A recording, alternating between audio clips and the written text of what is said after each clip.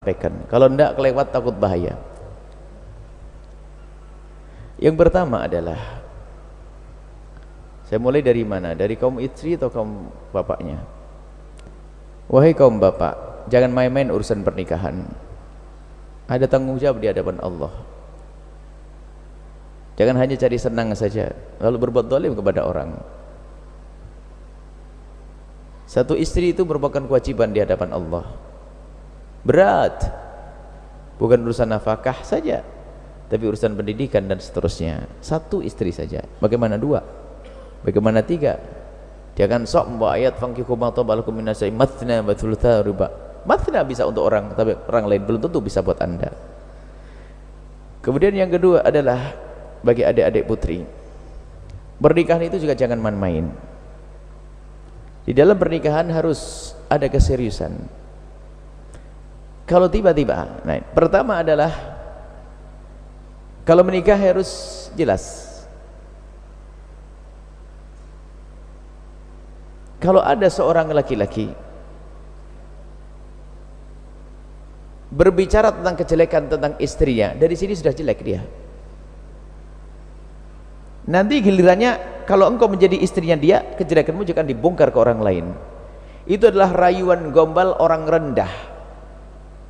Biasanya laki-laki biar diperhatikan sama seorang perempuan cerita, saya di rumah tidak bahagia, kawan lamanya, saya tersiksa dengan istri saya ini laki-laki busuk begitu akan menikahi kamu.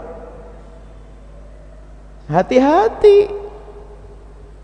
Kalau laki-laki baik tidak akan mengatakan begitu. Kenapa kau menikah lagi? Ya saya ada hajat. Memang istrimu nggak benar. Oh mas sangat baik. Oh. Nah ini kadang-kadang laki-laki pengen caper terus. Teman lamanya, wah istri saya nggak pernah buatin kopi ini wah. Langsung mulai wah buatin kopi aja nggak bisa, ini mulai masuk ini. Hati-hati. Jadi dari sisi sini. Kemudian selanjutnya, jadi Anda hati-hati jika ada laki-laki, kalau khususnya yang sudah pernah menikah, kalau dia sudah berani mengungkapkan kejelekan pasangannya, itu alamat jelek dia. Sebab orang baik tidak akan buka aibnya orang lain, tidak akan buka aibnya siapapun, tidak akan bercerita kejelekan tentang pasangannya. Menikah mungkin dia punya hajat yang tidak perlu diceritakan. Tidak usah bercerita-ceritaku ganas, istriku ganas, istriku kecim, nggak perlu itu. Kemudian lihat, apalagi yang berjanji nanti kalau saya sudah menikah dengan kamu, istri saya yang pertama tak cerai. Lu sudah punya anak lama berkali-kali mau dicerai. Anda yang baru bakal dibuang dalam seminggu. Kenyataannya nih barusan nih cerita. Lu sudah punya anak lama berkali-kali mau dicerai. Anda yang baru bakal dibuang dalam seminggu. Kenyataannya nih barusan nih cerita pertanyaan. Ini yang bertanya kan begitu. Setelah menikah berapa dulu ditinggal sama dia. Mau laki-laki nggak baik. Mau menikahi dirimu, tak taunya nanti menjanjikan mau mencerai istri yang pertamanya. Waduh, kejem banget tuh manusia. Anda mau dengan orang kejem kayak begitu?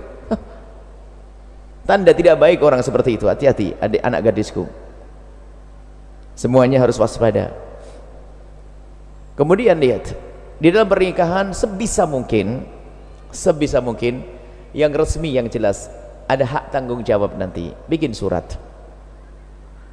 Memang tidak dipungkiri ada sebagian wanita karena kerelaan hatinya mau jadi istri kedua, nggak pakai surat nggak apa-apa, yang penting kebutuhan batinku terpenuhi, yang penting saya punya, karena urusan syahwat dan sebagainya. Sah-sah saja perempuan seperti itu, boleh-boleh saja, akan tapi harus dengan ketabahan, kesabaran kalau ada apa-apa. Cuman saya himbau kepada anak-anakku semuanya, selagi masih dengan resmi, ini adalah jaminan untuk perlindungan di dunia. Artinya apa? Kalau ada anak nanti ada aktenya, tuntutan cerai juga gampang. Kalau apa-apa, ya anak-anak gadisku hati-hati surat ini. Nah ini nasihat kepada yang bertanya tadi. Anda tak salah, Anda menerima laki-laki yang seperti itu, jelek-jelekin istrinya, kemudian Anda dapat giliran kan? Nah ini yang bertanya tadi dapat giliran, ditinggal. Jadi apa yang harus dilakukan oleh wanita tersebut? Apalagi tadi menjanjikan mau mencerai ya. Ada mencerai enggak? Mau mencerai enggak? Mau mencerai istri pertamanya? Wah ini sudah menjanjikan mau istri mencerai pertanyaan, ini jahat banget. Nggak seperti itu caranya. Baik, kemudian apa yang dilakukan seorang wanita yang sudah telanjur seperti itu? Ya pertama sabar, kemudian buka komunikasi yang baik dengan suami selagi bisa. Kalau ternyata nanti tidak bisa dan tidak mungkin, Anda harus minta cerai, karena memang tidak dipenuhi kewajiban kepada Anda. Seorang istri sah kalau minta cerai kepada suami di saat sang suami tidak memenuhi kewajibannya, tidak memberikan nafkah. Maka solusinya adalah Anda cari suami yang benar, Anda pisah dari dia, Anda minta pisah dari dia. Yang bertanya tadi, kalau memang Anda tidak sabar. Kalau Anda sabar dengan cara seperti itu hak Anda. Wah, saya dimarahi juga nggak apa-apa, dicaci suami saya nggak apa-apa, nggak didatangi nggak apa-apa, itu hak Anda. Ingin masuk surga dengan kesabaran, silahkan, boleh. Akan tapi lihat, Anda punya hak dalam Islam. Karena Anda tidak diberi nafkah, kemudian Anda tidak diperhatikan, Anda bisa meminta untuk cerai. Dan setelah itu hati-hati di dalam memilih pasangan. Ada masalah doa, ya doa itu banyak.